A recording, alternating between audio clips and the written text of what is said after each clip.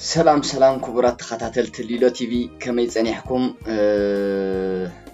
وما عندي شومنت سنه خلتشحن 25 يوم توسخ زيناتات حزنا مساخم كنصنحنا نايلوم زيناتاتنا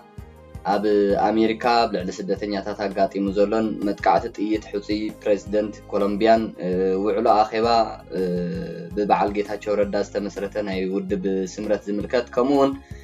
جنرال تادس ورده إلو زبحال زلون قحلت عززتي أرمتاتن صبصاب محبر غازطنياتات تግራይን قصيلناون عاب عوت حرام مريت تግራይን كنسمعنا انون مسخون كصنيحه سناي صانحت اب امريكا سدتنياتات مس حلوا صطتا تጋጭዮም اب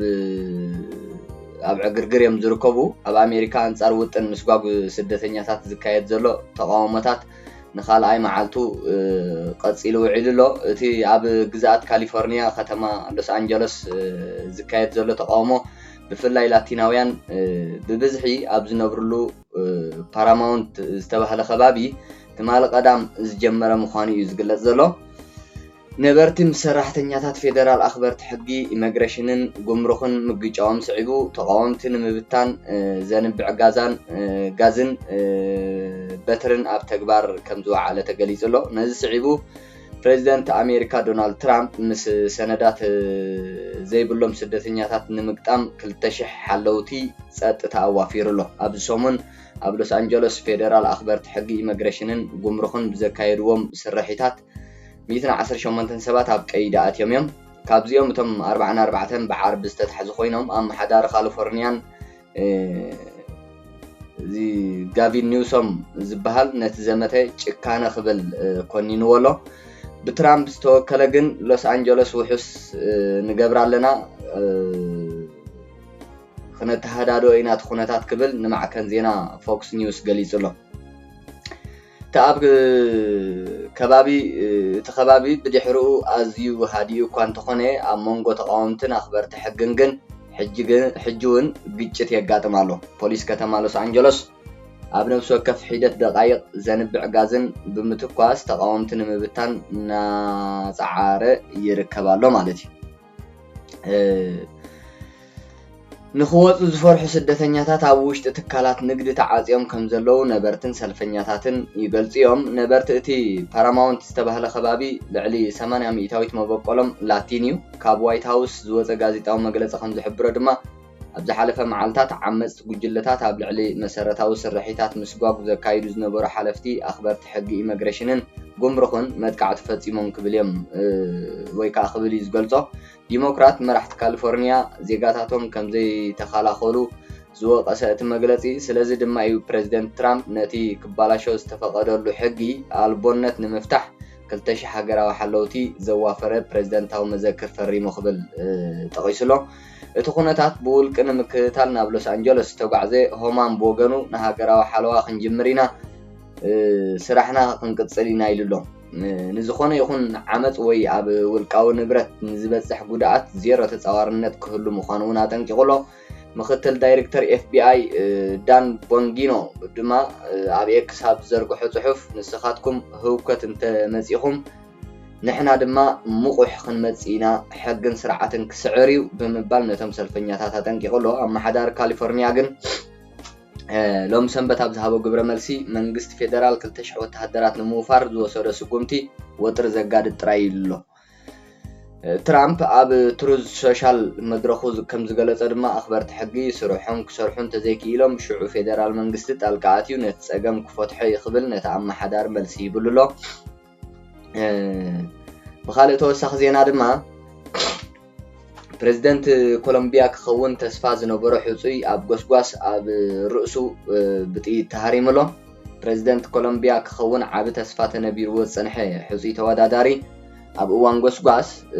بزتتكوسطيت كلتا غزي اب رؤسو تهاريمو اب حماق كونتات كم زركب تغليصلو تا اب رؤسو وكا تي اب رؤسو اب اغرون استهارمه بريزيدنت حصي كخون تحاريز نبرسب ኣብዚ ግዜ እዚ ኣብ ሕማቅ ኩነታት ከም ዝርከብ እዩ ብሰፊሑ ኣብ ማሕበራዊ ሚድያ ዝግለጽ ዘሎ እቲ ኣብ ርእሰ ከተማ ኮሎምቢያ ቦጎታ ጎስጓስ እናካየደ እንከሎ ክልተ ጥይት ኣብ ርእሱ ሓንቲ ኣብ ብርኩ ዝተሃርመ ማጉየል ኦሪቤ ብብዙሓት ፕሬዚደንት ኮይኑ ክምረጽ ተስፋ ተነቢርዎ ጸኒሑ እዩ ወዲ 39 ዓመት ማጉየል ኦሪቤ ብቐዳም ጎስጓስ እናካየደ እንከሎ ብዝተተኮሰ ጥይት ተሃሪሙ ፖሊስ ንወዲ 15 ዓመት ጥርጡር ኣብቲ ቦታ ሓደጋ ኣብ ቀይዲ ከም ዘእተውዎ ማዕከናት ዜና ሃገር ገሊጸን ኣለዋ በዓልቲ ቤቱ ማርያ ክላውዲዮ ታራዛና ኩሎም ዜጋታት ሃገር ብህይወት ክተርፍ ክጽሊ ኢሉ ተማሕጺና ኣላ ማጉየል ኦሪቤ ብህይወት ንኽቕጽል ኣብ ቅልሲ ዘሎ ኣምላኽ ንየእዳውቶም ዝሕክምዎ ዘለዉ ደጓትር ባሪኹ ብህይወት ንኽስርሮ ንጸልየሉ ኢላላ እታ ንሱ ዝመርሓ ሴንትሮ ዲሞክራቲክ ፓርቲ ዝተሰመየት ሰልፊ ነቲ ኣብ ልዕሊ ማጉየል ኦሪቤ ዝተፈጸመ መጥቃዕቲ ብምኹናን እቲ መጥቃዕቲ ንህይወት ፖለቲካዊ መራሒ ንዲሞክራሲን ናጽነትን ኮሎምቢያ ኣብ ሓደጋ ዘውደቐ ከም ዝኾነ እያ ገሊጻ ኣብ ኢንተርኔት ዝተዘርግሐ ናይ ቴሌፎን ተንቀሳቓሲ ስእሊ ማጉየል ኦሪቤ እናተዛረበ እንከሎ እዩ ብጥይት ኣብ ርእሱ ተሃሪሙ ወይ ከዓ ዝተሃርመሉ ህሞትን እቶም ተኣኪቦም ዝነበሩ ሰባት ሰንቢዶም እናሃደሙን ዘርኢ እዩ ተዘርጊሑ ዘሎ እቶም ቀዲሞም ናብቲ ቦታ ብምምጻእ ቀዳማይ ረድኤት ዝገበሩሉ ኣካላት ሕክምና ማጉየል ኦሪቤ ርእሱ ብክልተ ጥይት ኣብ ብርኩ ከዓ ብሓንቲ ጥይት ከም ዝተሃርመን ማዕከን ዜና AFP ሓቢሮም ኣለዉ ማጉየል ኦሪቤ ካብቲ ቦታ ብሄሊኮፕተር ብቅጽበት ናብ ሆስፒታል ሳንታፌ ከም ዝተወስደን ደገፍቱ ኣብ ኣፍ ደገ እቲ ሆስፒታል ኮይኖም ሕርቃኖም ክገልጹን ክጽልዩን ከም ዘምሰዩ ማዕከናት ዜና ገሊጸን ኣለዋ ፕሬዚደንት ኮሎምቢያ ጉስታቮ ፔትሮ ነቲ መጥቃዕቲ ብምኹናን ኣብ ልዕሊ ማጉየል ኦሪቤ ጥራይ ዘይኮነ ኣብ ልዕሊ ዲሞክራሲ እውን ዝተፈጸመ ዓመፅ ገይሩ ከም ዝወስዶ ገሊጹ ኣሎ ሚኒስተር ጉዳያት ወፃኢ ኣሜሪካ ማርኮ ሮቢዮ እውን ነቲ መጥቃዕቲ ኣብ ልዕሊ ዲሞክራሲ ዝተፈጸመ ቀጥታዊ ሓደጋ ብምባል ኮኒንዎ ኣሎ ማጉየል ኦሪቤ ኣብ ዝመጽእ ዓመት ኣብ ጥቅምቲ ኣብ ዝካየድ ፕሬዚደንታዊ መረጻ ሕጹይ ኮይኑ ክወዳደር ምዃኑ ምሰፍለጠ ካብ ብዙሓት ኮሎምቢያውያን ዓብ ደገፍ ክረክብ ክኢሉ እዩ ንሱ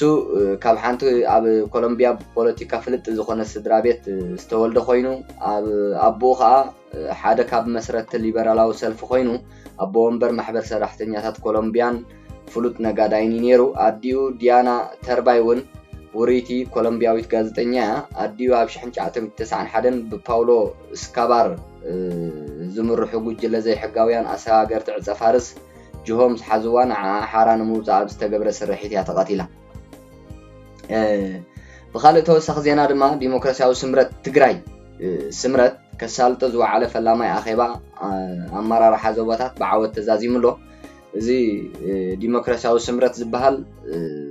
በዓል ጌታቸው ረዳ ፕሮፌሰር ክንደያ ገብረ ህይወት ካልኦት ኣብቲ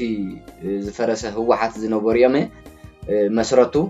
ስለዚ ውድብ ስምረት ኣብ እዋናዊ ኩነታት ትግራይን መበገሲ ሓሳባት ፕሮግራሙን እናተዛተየ ዝወዓለ ኮይኑ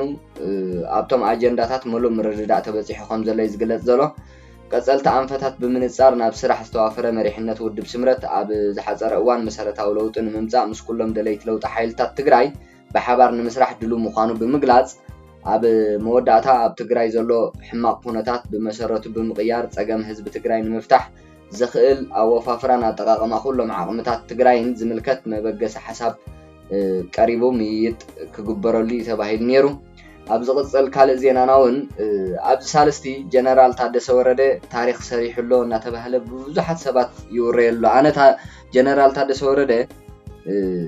መፈንቀለ መንግስቲ ናይ ግዝያዊ ምምሕዳር ትግራይ ዝመርሐ ገይረ ብናይ ውልቀይ ዝወስዶ ምክንያቱ ኣብ ልዕሊ ጌታቸው ረዳ ዝፍጸም ዝነበረ ክሳብ ንምቕታሉ ክሳብ ናብ ሻዕብያ ንምርካቡ ዝካየድ ዝነበረ ስርሒታት ብጉጅለ ህወሓት ነበር እሱ ኣዛዝ ሰራዊት ነይሩ መልሲ ኣይሃበን ነቲ ኩነታት ኣይኮነኖን ካልእ በዞም ጉጅለ እዚኦም ዝተፈላለዩ ኣብ ልዕሊ መንእሰያት መቐንጻል መቕታል ምእሳር ማሕተም ግዝያዊ ምምሕዳር ትግራይ ምምንጣል እዚ ኩሉ እናተኻየደ እንከሎ ስቕ ኢሉ ነይሩ ሰብዚ ስለዚ ኣብቲ ጉዳይ ኣነ ብውልቀይ ክሪኦ ከለኹ ዋላ እውን ብብዙሓት ሰባት ዝዝረብ ተሓታቲ እዩ ስለዚ ሎሚ ግን ጽቡቕ ስራሕ ይሰርሕ ኣሎ እናተባህለ ስጉምቲ ንግዚያው መምሕዳር ትግራይ ዝጠቅም ህዝቢ ትግራይ ዝጠቅም ስጉምቲ ምውሳድ ጀሚሩሎ ገለ እንዳተባሃለ ይውረሎ ሎም መዓልቲ ኣብ ሓለውቲ ኣብዚ ኣብ እንታይ ዝበሃል ኣብ ናይ መቐለ ኣብ ሓወልቲ ሰማዕታት ትግራይ ስራሕ ፈጻሚ እቲ ናይ ዝተሰጎጎ ህወሓት ወይ ከዓ እቲ ዝተሰረዘ ውድብ ህወሓት ንፕሬዝደንት ግዚያዊ መምሕዳር ትግራይ ጀነራል ታደሰ ወረደ ክነዘራርበካ ንደሊና ኢሎም ፀዊዖሞ ነይሮም ይበሃል ወይ ከዓ ከምኡ ዝብል ሓበሬታ ወፅእ ኣሎ ንግሆ ሰዓት 2:40 ወይ ከዓ 8:20 በቋፅራ በዚ ናይ ምዕራባውያን ደብረፅዮን ፈትለወርቅ ኣማኒኤል ኣሰፋ ተኽላይ ልያ ተዛሪቦም እዮም ትሕዝቶ ዘረብኦም ኩሎም ሓደ እዩ ነይሩ ወዲ ወረደ ብናትና መንገዲ ንሕና ብዝበልናካ ኣይኮንካን ትኸይድ ዘለኻ ክትሰምዓና ብዘይ ምኽኣልካ ህዝቢ ትግራይ ናብ ሓደጋ ይኣትሎ ገለ መለ ዝብል ኣቕሪቦም ዝብሉ ወረታት ይስምዑ ፕሬዝደንት ግዚያዊ መምሕዳር ትግራይ ወይ ከዓ ሕጂ ንትግራይ ብግዚያዊ መምሕዳር ትግራይ ኮይኑ ዝመርሓ ዘሎ ጀነራል ታደሰ ወረደ ናይዞም 5 ሰባት ዘረባ ምስ ሰምዐ ካልኦት ከይቁፅሉ ጠጠው ኣቢሉ ብናትና መንገዲ ኣይትኸይድን ዘለኻ ዝብል ዘሎ እወ ሎሚ ፅባሕ ድሕሪ ፅባሕ ብናትኩም መንገዲ ኣይከይድን ብናተይ መንገዲ እየ ዝኸይድ ከም ዝበሎም እዩ ዝግለጽ ህዝቢ ትግራይ ናብ ሓደጋ ይኣትሎ ዝበልኩሞ እውን እወ ይኣትሎ ግን መን እዩ ዘእትዎ ዘሎ ኣነ ደ ኣይንስኻትኩምን እንዲኹም ህዝቢ እንታይ ይብለኩም ኣሎ ስለዚ እንተኽኢልኩም ጠጠው ኢልኩም ምሕሳብ ጀምሩ ረፊዲ ግን ድማ ኣይረፈደን ኣነ ስራሕ ስለ ዘለኒ ነዚ ኣጀንዳ እዚ ካብዚ ንላዕሊ ግዜ ከጥፋኣሎ ኣይደልን ኢሉ ተላዒሉ ረጊፅዎም ከም ዝኸደ ነታ ኣኼባ ፈንጢስዎ ከም ዝኸደ ገለ መለ እዩ እናተባህለ ዝውረ ዘሎ ኣደነው እዚ ወይ 03 እዩ ወይ ከዓ ማሲ ሓቅነቱ ብዙሕ ኣይኮነን ግን ብብዙሓት ኣካላት ሎም ማሕበራዊ ሚድያ ምርኣይ ዘይብሉ ይውዕሉ በዛ ዘረባ በዛ ዝገለጽዋ ናይ ታደሰ ወረደ እንዳተባሃለት ስለዚ ከምቲ ዝበልኩኹም እዩ ኣነ ታደሰ ወረደ ናቶም ልኡኽ እዩ እየ ዝብሎ ዋላ ኣብ ኣዲስ ኣበባ ክፈርሞ ከሎ ቲፌርማ ካብኡ ካብቲ ዝፈረሞ ወላ ሓደ ነገር ኣይተግበረን ዘሎ ክሳብ ሕጂ ምክንያቱ ሽፍታ ሻዕብያ ምስ መራሕቲ ህወሓት ይራኸብለው ዝኾነ ሰባት ክራኸቡ የብሎም ፖለቲካውያን ይኹኑ ካልእ ብዘይ ናይ መንግስቲ ፌደራል ኣፍልጦ ዝኾነ ኣብ ትግራይ ዝንቀሳቐስ ሓይሊ ምስ ናይ ወፃኢ ሓይሊ ከይራኸብ ዝብል ኣብቲ ዝፈረሞ ነጥብታት ኣብ ቁጥሪ 5 ኣሎ ግን እዚኦም ይራኸብሎ ስለዚ ነዚ ደው ከብሎ ይከኣለን ሓይሊ ፌደራል እውን ልዕሊ ዓቕሚ እንተኮይኑ እውን ሓይሊ ፌደራል ኣይሓተተን ካልእ እዞም ጨቆንቲ ንብሎም ዘለና መራሕቲ ህወሓት ኣብ ትግራይ ድላዮም ይገብርሉ ተኣጊዶም እናሃለዉ እሱ እናሃለወ ሰብ በዓል ስልጣን እሶም ግን ንህዝቢ ክእክቡ ይፍትኑለው ይእክቡለው እዮም ፖለቲካዊ ንጥፈታቶም የካይዱለው እዮም ወተሃደራዊ ምንቅስቃስ ይገብሩለው እዮም ሰባት ኣገዲዶም ይገፍሉለው እዮም ይኣስሩ ይቁጥቁጡ ብዙሕ ነገራት ኢኖ ስለዚ ካብዚ እንዳሓር ካብዞም ሰባት እንታይና ተስቢት ክንገብር ሓቢርና ክንሪኦ ወይ ከዓ ንሪኦ ክኸውን እዩ እንተወዲ ወረደ ግን ናይ ብሓቂ ናይ ወለደታት ሕቶ ዝምልስ ኣካይዳ ይኸይድ ወይ ከዓ ክኸይድ ጀሚሩ ስለ ዘሎ ክንሕግዞ ይግባእ ዝብሉ ሓሳባት እውን ይወፁ ኣለዉ ከም ዝበልኩኹም እዩ ድሒርካ ዝረአ ማለት እዩ ብተመሳሳሊ ብጉጅለ ህወሓት ነበረን ብናይ ራእዮም ዞም ሓይልታት እዚኦም ዓመፆም ድፍረቶም ምጭቋን ኣብ ልዕሊ ህዝቢ ኣይቋረፅዎን ብጉጅለ ህወሓት ነበረን ብናይ ዓመፅ ሓይልታቶምን ዝተኣሰሩ ጉጅለ ቀረፃ ሰራሕተኛታት ቲቢኤስ ቴሌቪዥን ንኽፍትሑ ማሕበር ጋዜጠኛታት ትግራይ ሓቲቱሎ እዞም ጋዜጠኛታት ኣብ ዝሓለፈ ሳልስቲ ኣብ ኣክሱም ኣብ ቀረፃ እናሃለዉ በቲ ስራሕ ናይ ቴሌቪዥን ቲቢኤስ ኣብ እስር ቤት ኣትዮም እዮም ወይ ከዓ ክእሰሩ ኮይኖም እዮም ብሓይልታት ፀጥታ ናይ በዓል ደብረፅዮን ናይ በዓል መንጀሪኖ ናይ በዓል ዞም ጉጅለ ኣደመ ንብሎም ምእሳር ጋዜጠኛታት ቲቢኤስ ሚድያ ወይ ከዓ ቲቢኤስ ቴሌቪዥን ንሕጊ ናፅነት ሚድያ ዝደኣፋእ ስለ ዝኾነ ዝምልከቶም ኣካላት ፀጥታ መንግስታዊ ማሕበርን እቶም ሰራሕተኛታት ብህፁፅ ክፍትሑ ክሰርሑ ማሕበር ጋዜጠኛታት ትግራይ ሓቲቱሎ ጋዜጠኛታት ሓበሬታ ንምእካብ ወይ ከዓ ሓበሬታ ንምርካብ ብነፃ ናይ ምንቅስቃስ ምፅብፃብ መሰል ኣለዎም ጥፍኣት ተልይዎም እውን እቲ ሚድያ እዩ ብሕጊ ዝሕተት እዩ ዝብል ዝማሕበር ጋዜጠኛታት ትግራይ ካብዚ ወፃኢ ዘሎ ኣካይዳ ዘይሕጋዊ ስለ ዝኾነ ኣብ ልዕሊ ሰብ ሞያ ሚድያ ቲቢኤስ ዝተገብረ ማእሰርቲ ይኹንን ኢሉሎ ማሕበር ሰራሕተኛታት ማሕበር ጋዜጠኛታት ትግራይ ኣብ ዘውፅኦ መግለፂ ሰብ ሞያ ሚድያ ምእሳር ነተቀዲሙ እውን ዘይደልደለ ምህዳር ዲሞክራሲ ትግራይ ናብ ዝበኣሰ ሓደጋ ዘውድቕ እዩ ዝበለ እቲ ማሕበር ሚድያታት أسفحتي مدرخ ديمقراطي خوينن كسر حزم الكوت كل جبو حالوا دحنتن كهبني جباوني لله قبل على سب ميا ميديا بترجع زقاتم زلو مفرح كونه مأسرتي بتبقى 5 خنوز جلسة محبر ጋዜጠኛታት ትግራይ መንግስቲ ነፃ ሓሳባት በኃይልን ምዕፋን قبل على ዝንቀሳቀሱ ናጽነት ሚዲያ ዝደፋፉን አካላት ጉቡእ ምጽራይ ገይሩ መስተኻኸል ስጉምቲ ክወስድውን ጸዊዕሎ ማሕበር ጋዜጠኛታት ትግራይ TBS ሚዲያውን ግንቦት 29 2017 ዓመተ ምህረት አቋጽራ ገዝ ሰራሕተኛታቱ ኣብ ከተማ አክሱም ኣብ ስራሕ እናሃለዉ ከም ዝተኣስርዎ ምግላጹ ይዝከር እቶም ሰብሞያ ንኽፍትሑን ዝምልከቶም አካላት እኳ እንተሓተተ መፍትሒ ከም ዘይረኸበ ክገልጽ ጸኒሑ እዩ አቶም ሰባት ህዝቢ ትግራይ ይደሚ ዘሎ በዞም ጨካናት አርሜናውያን ጀነራላት ህወሓትን ባዕሎም በቶም ልኡኻት ሻዕብያ ዝኾኑ ህወሓት ነበርን ብጣዕሚ ግፍዒ ዝወርድ ዘሎ ኣብ ትግራይ በዓል ሞያ በርዎ ወታደር ዝነበሩ ብዙሕ ነገራት እዩ ዘጋጥሞ ዘሎ ህዝቢ ትግራይ ብጣዕሚ በቃ ኩሉ ጉቦ በቃ ንህዝቢ ትግራይ ዘለዎ ሃብቲ ምጉሕጓሕ ጥራይ ኮይኑ ዘሎ ዝጉጀለ እዚ ስለዚ እዞም ጉጀለ እዚኦም ንመንእሰይ ኣሲሮም ውዳእሲኖሞስ ሓደጋና ኢሎም ብምሕሳብ ነጋዶ ደቂ ሰብ ተቐይሮም ካብ ዓዱ ናብ ጎረቤት ሃገራት ናብ በዓል ጎቦታት የመን ከባርዎ ብስም ክቡር መስዋዕትን ኣካለ ጉድኣትን TDF ዝተረኸበ ሃብተን ዋይ ንውልቀ ረብሖም ከውዕሉ ንትግራይን ተጋሩን ጸልማት ገይሮም ንሶም ክበርሆም ክስውዱን ክፈሪን ኮይም ዝረኣዩ ዘለዉ ሕሱር ተግባር በለጸኛታት ናይ ኣርሚ 43 ኮማንድ ተሪኢና ኳስ ኣርሚ 43 ኣብቲ ዝነበረ ኩነታት ጽንተት ህዝቢ ትግራይ ንምምካት ብኣሽሓት ዝቁጠሩ ቀያሕትን ጸለምትን ጀጋኑ ከፊላ ዓበይቲ ዓወታት ዝፈጸመት ጅግና ኣሃዱ ኮይና እናሃለወት ሕሱራት ጥቕመኛታትን መራሕታ ግን ስውእ ከይተላዕለ ኣካለ ጉዱእ ብቑዕ ሕክምና ከይረኸበ ህዝቢ ትግራይ ሰላሙ ከየውሓሰ ናብ ስርቅን ዘረፋን ብምእታው ካብ ክልል ኣምሓራ ናይ ውልቀ ሰብ ሃፍቲ 4 ሲኖትራክ ብምስራቅ ንውልቀ ረብሖም እናተጠቕሙ ናይ ተኣሃዱ ጅግንነት ክድብዝዝ ገይሮም እዮም እዛ ኣርሚ 43 ኣብቲ ግዜ ቁልዕ ወራር ኣብ ክልል ኣምሓራ ኣትያትሉ ዝነበረት 4 ሲኖትራክ ዘሚት ሰሪቃ በቃ ናይ ውልቀ ሰባት ኮይን ናይ ክልል ኣምሓራ ስለዚ ዘና 4 ሲኖትራክ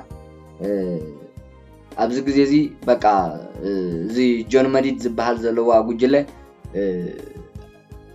ንውልቃዊ ረብሓ ኣተውዕለን ዘላ ተነ 4 ሲኖትራክ መዓልታዊ ንተራ ሰባት ክራይ ተዋሂበን መዓልታዊ ኣሽሓትን ዘእትዋ ወርሓዊ ኣሽሓትን ዘእትዋ ስለዚ እዚ ንመን ይውዕል ንውልቆም ንውልቀ ረብሖም ሕሰቡ ኣካለ ጉዱእ ንኦም ኢሉ ኣካሉ ዝጎደለ ኣብ ከተማ መቐለ ኣብ ጽርግያ ተደርብዩ ዝሕክሞ ስኢኑ ኣካላቱ መዓልታዊ እኹል መድሃኒት ስኢኑ ክደም እናወዓለ ንሶም ግን በቶም ጀጋኑ ዝተረኽባ ሲኖትራክን ካልእ ሃብታትን ንውልቀ ጥቕሞም የውዕልዎ ማለት እተን 4 ሲኖትራክ ድሕሪ ውዕል ፕሪቶሪያ ጀሚረን ንውልቀ ሰብ ሃብቲ እናተኻረያ ቀሊል ብዘይበሃል ገንዘብ ይሰርሓ እየን ዘለዋ ሕጂ ብጭቡጥ እተን 4 ሲኖትራክ ኣብ ወረዳ ራያ ዓዘቦ ኣብ ዋርግባን ጨርጨርን ዘሎ መስመር ንውልቀ ሰብ ሃብቲ ተኻርየን ብወርሕን ሓንቲ ሲኖትራክ 270,000 ብር بتقلالا 4 زربح 270,000 دحر 40 يخا لعل 1 مليون بر يمص مالتي ስለዚህ እዚ ገንዘብ ድማ ናብቲ ዕሱብ ጀነራል ህወሓት ዝኾነ ጆን መዲድን ናብ ኣርሚ ኮማንድ ኣዘዝትን ነናብ ውልቀ ሒሳብ ደብተሮም ኣታው ይኸውን ኣሎ ማለት እዩ እቲ ዘገርም ነገር መስዋዕትን መቁሰልትን ዝኸፈለ ናይ ተኣሃዱ ጅግና ተጋዳላይ ድማ ንኽሕከሙን ሕሰቡ ካብቲ ኣሃዱ በቃ ቆሲሊ ዘሎ ንኽሕከሙን መኪና ሲኢኑ መጓዓዝያ ሲኢኑ ይድርበ ማለት እዩ ዘመካይን ዚን እንዳሃሎ ለዚ ብጣዕሚ የስካሕካሓካ እዩ ህወሓት ነበርን ዓመፅትን ቀተልትን ጀነራላቶም እንባር ነዚ ሕሱር ውልቀ ረብሖም ክብሉ እዮም ውዕል ፕሪቶሪያ ከይፍጸም ዘዕንቅፉን ትግራይን ንትግራይውን መንግስቲ ከይህልዋን ኩሉ ግዜ ኣብ ኩናትን ዕግርግር ንኽትነብር ዝብህጉን ልኡኻት ሽፍታ ሻዕብያ ኮይኖም ድማ ኩናት ዝጥሕትሩን ዘለዉ እዚ በቃ ተሓቅሲ ሓቂ ክንብሎ ክንክእል ኣለና ውዕል ፕሪቶሪያ ኣይቅበሉን እዮም ኣፍሪሶም እዮም ባዕሎም ተማዛባላይ ምዕራብ ትግራይ ናብ ቦታኡ ክምለስ ኣይደልን እዮም ብኡ ክዋገዩ ስለዝደልዩ أنا كل جزء زاربكم يا أبتقدم سنة حمش معلت كاب كلا زاز فرست واحد أخي بخت كايت كلا سنة حمش معلتي شعاع أبي أحمد سدتني أنا معراب تقرأين أبوت أملسوا بوتاخم تركبني لون بوتانا نابز خدرنا يبلون ودبنا خنا دحنا يلم حقوقهم يبون تمام إذن يبون ስለዚህ ላይ ወህጅግን በብግዚኡ ፌደራል መንግስት እንዳበሉ በቃ አንቀጽ حق ነትኹይናት ጻሕተርቲ ኮይኖም ይቀርብሉ ማለት እዩ ስለዚህ ዝታት ዝመስል ናይ መወዳእታ ዜናና ድማ እቲ ኣብ ትሕቲ ጀነራላት ህወሓት ተገዲዱ ምስኦም ዓስኪሩ ዝጸንሐ ሰራዊት TDF ነበር በብዝጥዕሞ መንገዲ ሶሪ بطرنفون بولكن ناب حرام مريت تجراي ببزحي وحزالو حرام مريت تجراي يا بب معالتو ما عليها زي بلو عقم سبيو الطرنف زلو لز توانا قالسنا ولا ناتي ولا ناي حرام مريت تجراي ولا ناي دلاي لوطي اتا اب تحتي جنرالات واحد نبر زلو حلافي يكون ترى يكون TDF نبر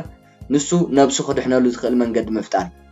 إذن نفسه خد إحنا لزخ المنجد خا أب حرام مريت تجري زلمة. لازم زم شقنت زيهم كم تشعبي زبهجو نسم أجار سراويت نسخ نوحت براتات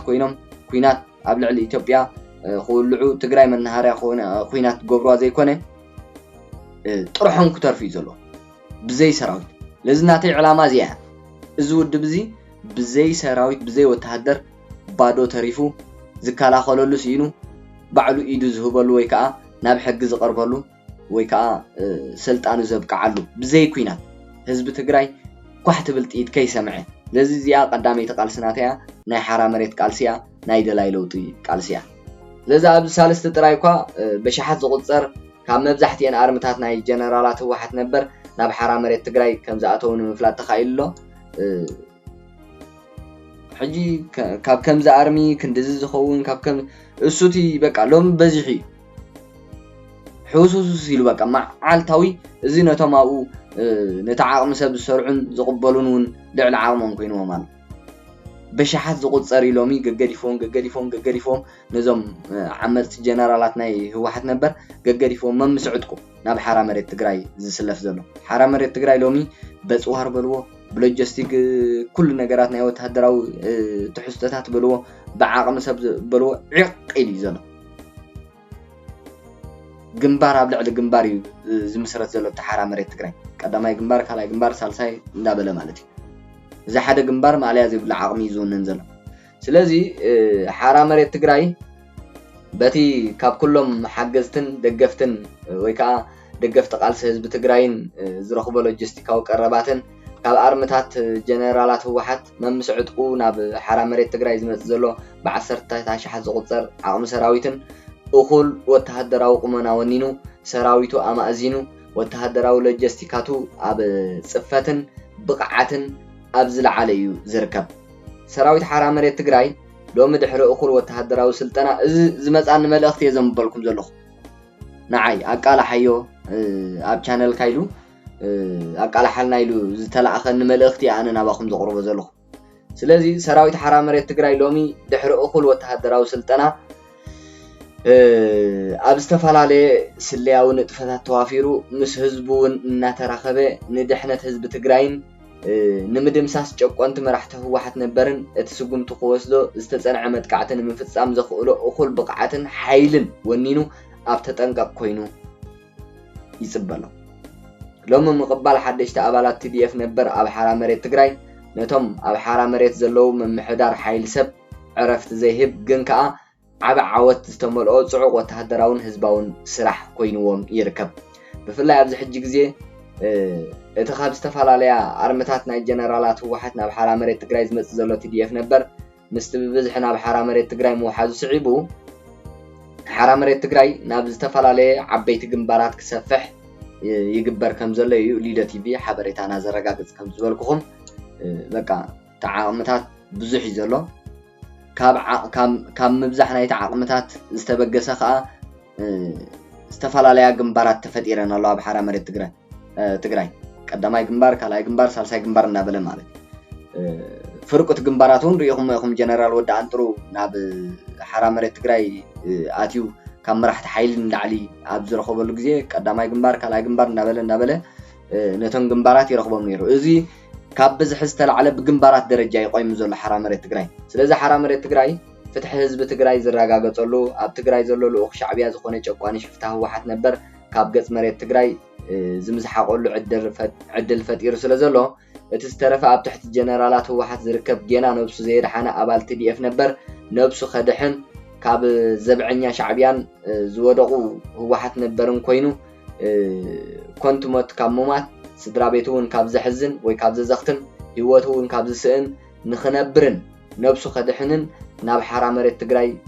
كتسمبر ناب بصوتو كحوس يجبا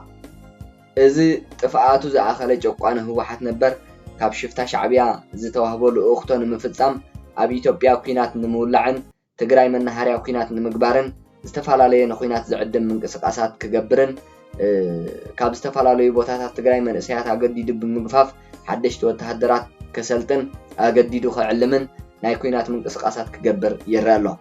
أبز حلفة جزية أبزوبادو بتجري نمترماس نزوبادو بتجري نمترماس استتلمه تلمي ناي جوقانه هو واحد ببجزيو نافش لازم تأخينه حجد ما خم بحدش أبز زوبادو بتجري ودما رايا ما نمترماس ستور زمسل من قصقاسات تجمير له سلازي تمنا بحرام تخينات مجمرو أي ترفن بتأكيدو بقى ولا نوعلم تزيدليو وزم جوقانتي مرحته هو واحد نبر شفتا شعبيا بقى يقنصوم يزلو بقى يدفع 5 يرو ددفيو ناب كوينات بقى مخنياتو كاب إثيوبيا تربحي ስለዝኾነ ካብ ኩናት ካብ ስእነት ሰላም ናይ ኢትዮጵያ ኢሳያስ ተረባሐዩ ኣጽዋራት ሸይጥ ሓድሕዳው ግጭት ፈጢሩ ኣጽዋራት ሸይጥ ሃብቲ ኢትዮጵያ ናብ ዓዳሃሎ የግዕዝ ኩል ነገር ኮላስ ኩናት ንኢሳያስ ምንጭ ኣታዊ ለዝነዘም ጉጅለ እዚኦም ካብ ዋላ ፈሪሖም ድሕርሕር ተበሉ ናይ ግድኒ ምስኡ ቃል ስለዝተኣታተው ናይ ግድኒ ዝጉንጾም ዘሎ ስለዚ ቶም ናብ ሓራመሬት ትግራይ ዘይትጸምበርኩም ተገዲድኩም ኣብ ትሕቲ ጀነራላት ህወሓት ዘለኹም ኣባላት TDF ነበር ካብ ከምዚ ዝበለ ተላኣኽነት ነብስኹም ክተጉልሉ ጽባሕ ንግሆ በቲ ተገዲድኩም ትገብርዎ ሕማቕ ታሪኽ ተሓተቲ ከይትኾኑ ብታሪኽ ከይትሕተቱ ካብ ከምዚ ዓይነት ተግባራት ክትቁጠቡ ይግባእ እዚ حرامرة تجري نقول لي كاترو لي جن أب كم زخساب زهالكم تتخيلون ناب نعو قديفكم ناب منبر بيتكم أبت بيتكم كباب زلو برخاتات أو محبا تزي كوين حرامرة تالو عبو حسنة زبابكم نباتكم نبسكم أرحون نبسكم أو حسن أب تحت وجلزي كساب زهالكم نايجدن أب كينات كتاتويخ كينات مجمرة أي ترفن كساب مس إسياس زي تبعته خزم حالتات زيهم بقى نسومون ناتنا دجني لهم سلزة حسبوه شفتها شعبية نايقدن يوم زبالهم قبر نايقدن يوم كينات كله تجديدهم فاتيومون كله عوام كينات يوم زبهجو أو كينات يوم بروخم تعنده وزجلسنا نسومون بنيشتهم كاب إسياس كأي بلو تمبر درجة خامو أو كينات منش أتاويهم كينات وحسنت ناي سلطانهم بكينات تفهم من سيد جراي زلاقي ناي سلطانهم بزيج إنك زحلفوا لي من سيد جراي أنت تجارش من تايدهم نقدر كسب كينهم مرحته واحد نمبر نمر سيد جراي مليونات نخفلو نقوبات يمن زفلس وزلو منش أتاويهم نسي كلتا نجار يمزخ اسمه حدا نسلطانهم حدا جاي كونني كلاي نجار كم من جاتاو يوم مليونات بر كم نوصل كف حسبه كم مقالة جميرهم دحر دعاب جوبتات يمن أبتحمو كله تعتاو أبتحتيهم أو زلوا عرب بدي حرية ما أتاو يوم كذا حتى سلازي زيو مثل تعاوتات عبي تعاوتات زبلنا يعني حرامرة تجري كم زخ سمعوا صراحة قومي علاقة لي غيو حرامرة تجري مرأي يقول بزح سراويت كاب جلتات كمتات نابلن دعبين جنبارات بتحلو ሓደ ክልተ ሰለስተ ዝነበረ ግንባራት ሎም ሰፊሑ ዓበይቲ ግንባራት ይኮይኑ ዘሎ ክሳብ ግዜ ዝያኸለ ክንደይ ግንባር ኣሎ ብሓራ መሬት ትግራይ ኣይንገልጾን ግን ግንባራት እዩ ሰፊሑ ግንባራት ይዓብይ ዘሎ ሓራ መሬት ትግራይ ብብዝሒ ሰራዊት እዚ ናይ ሎማዓንቲ መደበይ ነዚ ዝመስል ክቡራት ተኸታተልቲ ቲቪ ብሓንሳብ ስለ ዘምሰና ካብ ልቢ ዘመስግን ኣብ ናይ ጽባሕ መደብና ክሳብ ንረኸብ ሰላም ኩኑ